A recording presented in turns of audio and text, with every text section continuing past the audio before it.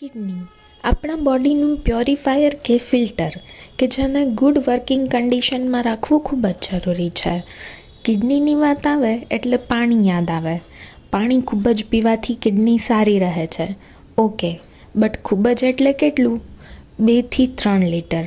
આનાથી વધારે પાણી પીવાથી એક્સેસિવ થઈ જાય છે અને કિડની પર પાણીનો પણ લોડ આવે છે અને કિડની ખરાબ થઈ શકે છે. આ સિવાય સોલ્ટ બીપી ઇન્ક્રીઝ કરે છે અને ઇન્ક્રીઝડ બીપી કિડની પર અસર કરે છે. એની સિવાય ફ્રૂટ્સને આપણે સારા માનતા હોઈએ પણ બધા જ ફ્રૂટ્સ કિડની માટે સારા નથી. હાઈ પોટેશિયમવાળા ફ્રૂટ્સ જેમ કે બનાના, ઓરેન્જીસ, વોટરમેલન જેવા કિડની માટે ઓછા લેવા અને લો પોટેશિયમવાળા ફ્રૂટ્સ વધારે લઈ શકાય. આની સિવાય એક્સેસિવ પ્રોટીન પણ કિડની માટે લોડ વધારી શકે છે.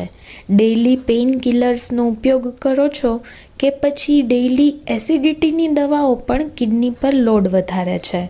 જો તમે ઓવરવેઇટ છો કે પછી ફેમિલી હિસ્ટ્રીમાં કિડની ડિઝીઝ છે તો આજથી જ પ્રિવેન્શન શરૂ કરી દો. આ કે આની સિવાયના કોઈ પણ ડિઝીઝ માટે તમે અમારી સાથે કન્સલ્ટ કરી શકો છો. આજે જ કોન્ટેક્ટ કરો ક્લિનિકલ ડાયટ કન્સલ્ટેશન માટે.